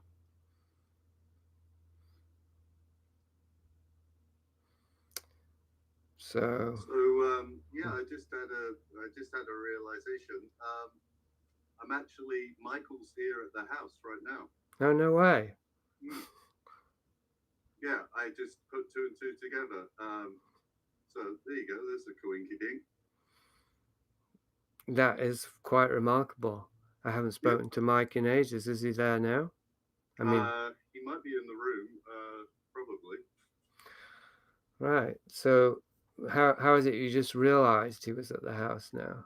Because now I've realized that the job I was looking at 5 years ago was through a friend of mine called Dan, and Dan's working with Michael, and I'm working with Michael this week on the music video. That's very, very surprising. Yeah, I know. I'm getting a little shiver just thinking about it. Oh, well, if Mike wants to participate, then that would be very interesting. He's never actually done a podcast. I'm just being split now because somebody just posted a question. Do you think the difference between left and right use of occultism in politics is negligible or important? Oh, so Oswald is talking now about left and right in the sense of the political spectrum. I was thinking he meant left and right hand path there for a second. I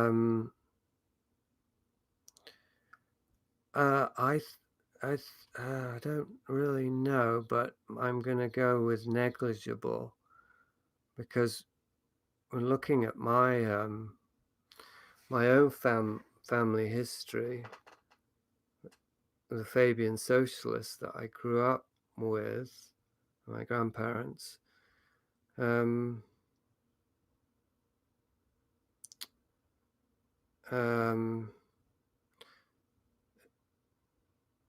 not so much looking at their behaviors, although that too, but looking more deeply into the Fabian Society, which created a Labour Party and seemed to have all of these leftist progressive philosophies and policies that did tie in with occultism.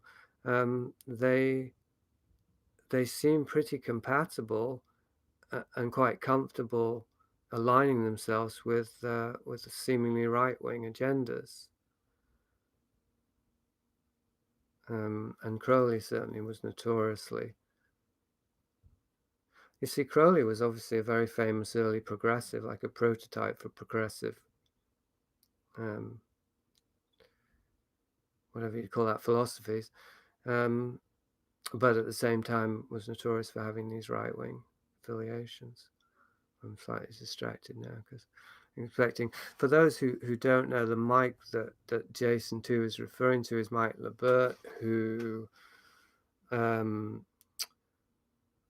was my partner on the God Game, an investigation into the illusory nature of reality. And gosh, we've been on for 2 hours. I'm going to have to round up soon. And it was him being the one, and it was Mike who I have given the credit and the blame for persuading me to pretend to be the one. Okay, so hello, Mike. Can you hear me? Because I can't hear you. What's going on, my brother? Is this a setup? Dude, it feels like a setup. It feels like fucking Ashton Kutcher's gonna jump out. Yo. Busted. How's it going, man? This is so amazing. Yeah, well, you're live. He did tell you that, right? Well, I mean, yeah, we're all live, man. Shit's always live. It's so funny because Jason here, I mean, I always got like a, got a Jason Horsley vibe. Yeah. Yeah, well, the other Jason even reminds me a bit of myself. He also reminds me of Peter Bogdanovich, so. Yeah, well, cool, man. Well, it's good to see you. This is I wasn't expecting that at all. Because I think I was telling you about Sebastian the other day, wasn't I? Yeah, and I just put two and two I together told you about because I've been following. Yeah, I was talking about you guys to him. You didn't. I didn't know it was connected until right now. Well, but that doesn't add up because Jason, you brought up Mike right at the start when we were trying to figure out or talk about how you'd found me. Jason tells me that he found me because he was looking for you 5 years ago. No, I was looking on a job. Dan asked me to do some casting, and I went to a casting agency, and then he said it was for a director called Michael. So I looked you up on IMDb, and then I found the film that you did with Jason. Oh, God Games. Yeah. The Delusion. Yeah. Oh, dude, yes. Yeah, Mike's agent tried to get me to erase that from IMDb, if you recall, because it was going to compromise your reputation as a young wonderkind who's going to compromise my non-reputation. Yeah. Oh, but actually, so yeah, speaking of the God Games, well, now they were live, I guess, got this live vibe, but have you heard about those? Did you hear about those? Those were amazing. It's very ahead of their times. Yeah, I was totally into it. It was all about that. Oh, yeah? Oh, yeah, that's cool. Yeah, that was pretty crazy. We were like Bell-sized park with this really beautiful apartment where we had this, what was that, the Irish girl came up and like took salvia and started talking to like fucking demons from another planet. Posey Miller. She wasn't Irish, I don't think. She might have looked a little Irish. She felt Irish. Well, sure, something was going on there, but she was really cool. She was, she definitely. We were just like, he was just like, keep on filming. Yeah. And then, that was pretty cool, man. So, well, my current listeners know about that period probably most of all in those films because I revisited that time recently in a series called Chronicles of a False Awakening. About how I went off the deep end with a little help from my Libertian companion.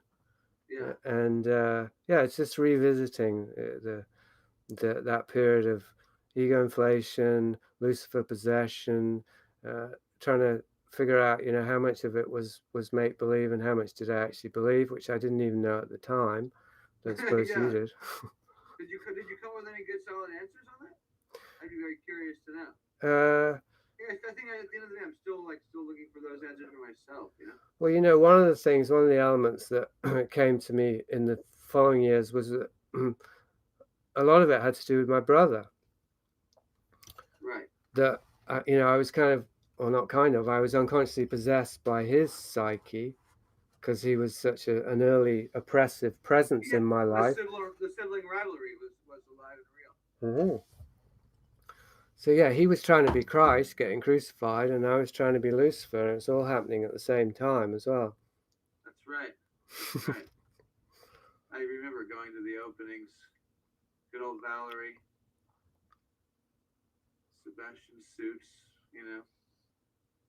Remember Sebastian got angry. I remember him getting really angry at me and popping out of Yeah, his you head popped out of the window at his apartment. He's like, "Oh, I can't believe you're late." you two were destined never to meet. Yeah, we're Well, it's like not becoming friends, that's for sure. no, it was matter and antimatter. It was a catastrophe that just was, you know. That was so funny. I mean, I was walking around the West End all over the place trying to find the apartment too. But yeah, this is so bizarre that we're talking right now. It is, I know. It's so awesome. It's just awesome on all these levels. I know, and there are so many different things we could talk about as well. I know, there's so many things we can talk about, and which just is making me not have anything to talk about. Yes, well, I don't want to small talk with you because we've got an audience of, well... Yeah, there's no small talk about other than just a quick, Tara had a baby, that's all I'm going to say. And she's okay. Good. Good to know. Yeah, all right, well, good. This is, too bizarre. So what do you think about the occult, Mike? Because that's the ostensible subject of this podcast. It's is there a baby in the bathwater of occultism? And the other topic is the unenlightened life. So if you have any thoughts on either of those, it might actually get me back on track, at least. Keep going. Keep going. I mean, let's see. I'm going to see if I can weigh in. I mean, Alan Moore pops in my head these days a lot. The whole Alan Moore. Right. Well, no. Let me know and let our listeners know what your impression were of me back then, in terms of a practitioner of the occult, or my involvement with the occult, or my interest in Aleister Crowley, or like what was. Say Crowley, of course. I mean, I remember. Yes, magic and sex magic, and of course Crowley. Well, I wasn't doing sex magic, though, as far as you knew, right? There were no rumors about that. I wanted to. You wanted it on that, you wanted that, like Crowleyan level. You were looking to go there, and I mean, it was an opportunity for us to just it was weird because it was the first time we had film film became an excuse to allow us to explore certain things, It allowed us to put you in a situation where you were totally confronting, to see how far we could push our own delusions. It's like almost consciously, self-awarely, we're both basically put you in this situation where to see how far we can go and just sort of, magnify sort of megalomania and sort of implement it in the world. It was practical because I was helping you, you were helping me, and we could always film it. It was just an experiment. It was an exploration, wasn't it? I think we had a shared interest, but maybe we had a shared complex that was being mapped there, because then you went on to make your own unfinished film project about a power mad guru also. That's right.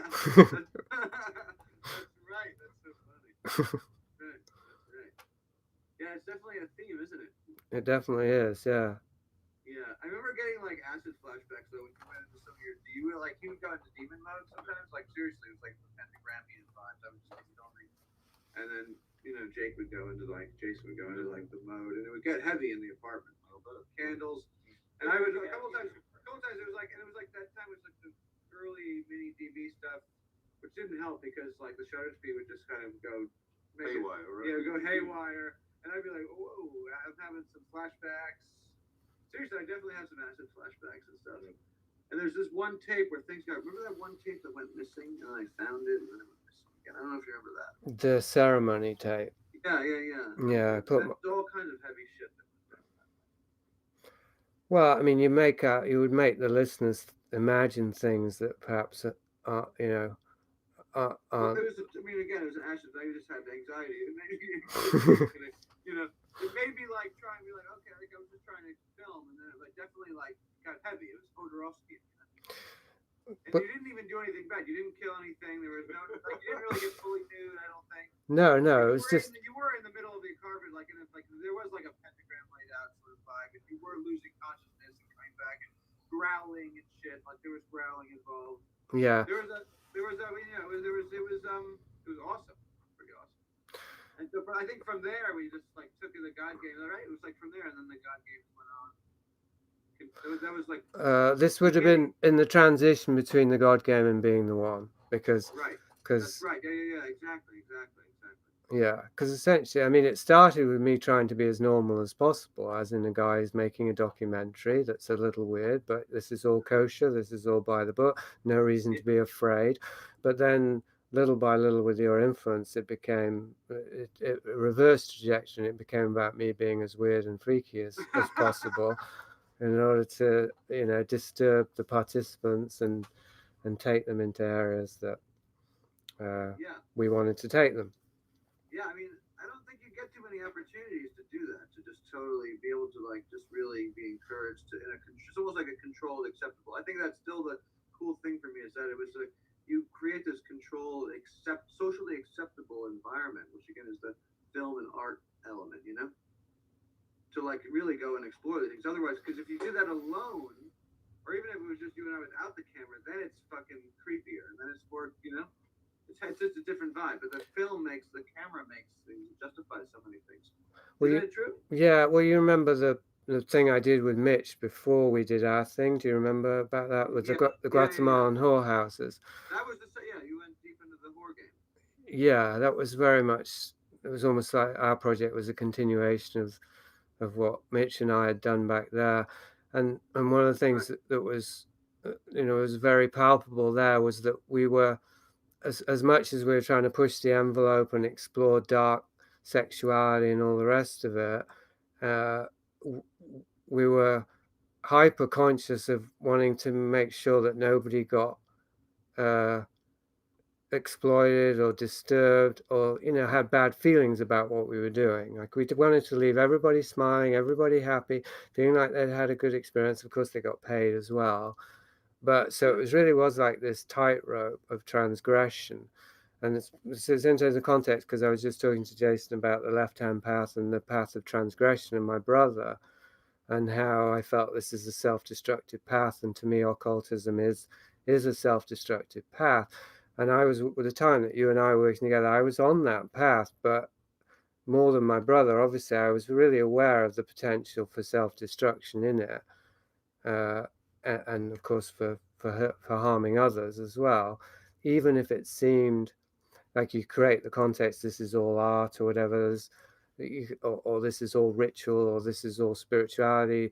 There's any number of contexts you can create that will make it seem as though it's justified, and it's, there are safety valves or whatever, but there aren't necessarily, right? And so with Mitch and I, we made that film. Nobody ever saw it. I do feel positive about that experience. I feel as though nobody got exploited. Nobody's going to have bad feelings about that, even, all the people that we included. I don't think they all enjoyed it, right? And it was harmless fun, and nobody got hurt. You and Mitch, when you guys were doing that thing, huh? Yeah. The one we did, huh? Yeah, I was talking about the one that Mitch and I did. The one that you and I did, I think that's probably well, I guess it's harder for me because I was giving people salvia, and now I have a lot. That's what I was going to say. I did feel when it seemed like all fun and games, and I was like, until somebody gets hurt, Yeah. Like during the process, there was that feeling of like on the edge where it's like, oh, this is real, and people could really get hurt, especially when they start talking to demons and shit, start walking around and being that vulnerable, Yeah. When people were that vulnerable around you, and you like, I feel like in retrospect, like it's almost like you had to like double down and be like, oh shit, I really do have to be the shaman now, because this is now fucking heavy. Yeah, and I don't think I was ready for that, even though nothing went horribly wrong as far as we know. I definitely look back on that period as highly delusional, even though I knew that I was playing a role and all that. Yes, I was still delusional. We knew we were being delusional in a way. I mean, there's definitely that level of awareness. There was a level, but there wasn't. I mean, I did kind of believe that I was a born shaman, and that you had to fully. I think you surrendered to the thing, otherwise it wouldn't work anyway. Yes, but it predated the film, remember, because I was doing it in Guatemala. I was giving people salve in Guatemala. I was doing rituals and ceremonies. I was Well, that even gave you a certain level of experience and confidence of doing it in like the heart of London, like the most Belsize Park. yeah, and I think you considered me a shaman at that time, didn't you? Well, I had to consider. I mean, I had to embrace it as well. I had to like, I had to like, otherwise it wouldn't work. You know, I mean, I had to be like, all right, let's believe in Jason, man. Let's go. Okay. See how far I can take it. So you're saying you put on the belief for the benefit of the project. What do you? I mean, kind of. I mean, you knew me then, right? So you knew. I mean, there's a level of cynicism that was unbelievable. You know, True. there's always that deep level of cynicism which is uncrackable. So there's always that. That's my like fucking shield of all from from all things. But it doesn't matter. It didn't matter because also I had, I was able to indulge in it completely and get into it. Well, Posey, the person you're talking about. Posey, that's the one I was thinking of, right? Posey, she had this vision of, it seemed like being in the underworld or being some other dimension, and this very tall figure with horns was leading like her. Alien Thor. Well, yeah, I suppose. I mean, you know who I was thinking of, obviously, at the time. And there's that moment where she says thank you, and I say you're welcome, and she's like, not you.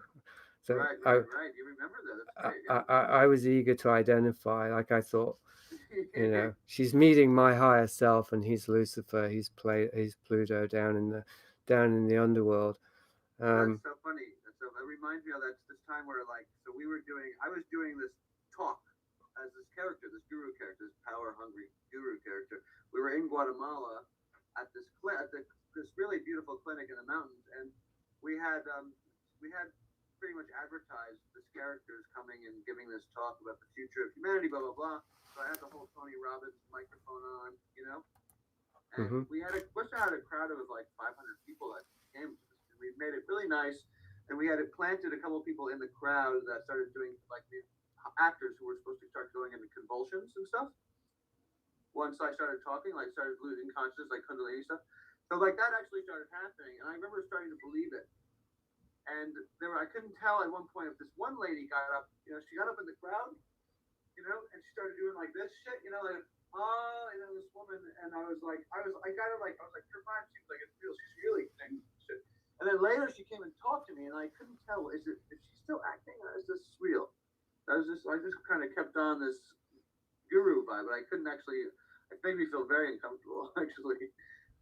I couldn't actually sustain it. I couldn't hold it. I couldn't hold that shit. I was like, this is just too weird, man. I definitely take advantage of this if I had true power over these people. But we had one actor started convulsing and had the tablet and stuff, and then the medics came and picked him up. I think I kind of just got into I started believing I believe this sort of reality that we were projecting basically falsely. Pretty fun. I wish we were there for that. So, and you sustained it. Oh shit. We're gonna get cut off actually on Zoom. I just realized any second now, because it's on a time limit, less than 1 minute. So time, it's good. I love a time limit anyway. So, True. You can always just click on the link. I can reopen it. Hold on.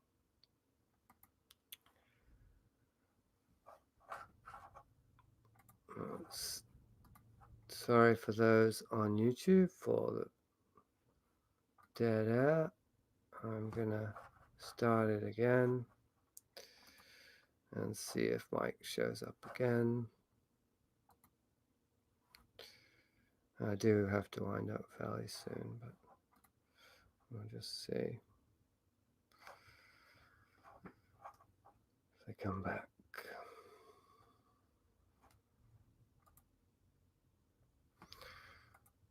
All right.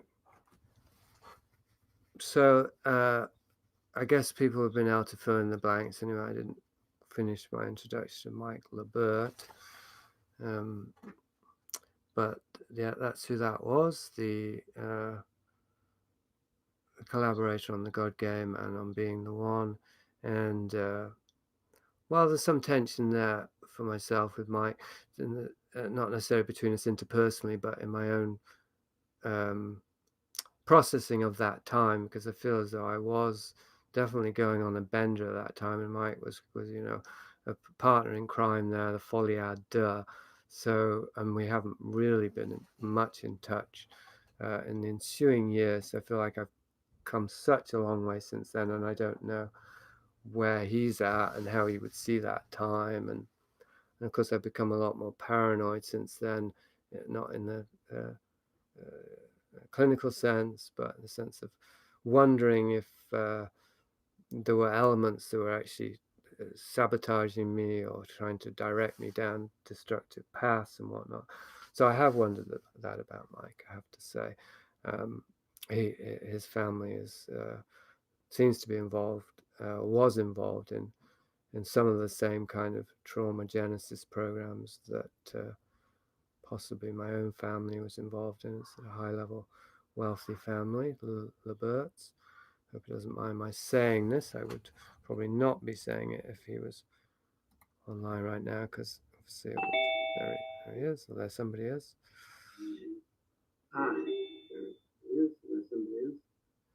Okay, so that's just Samuel, is it?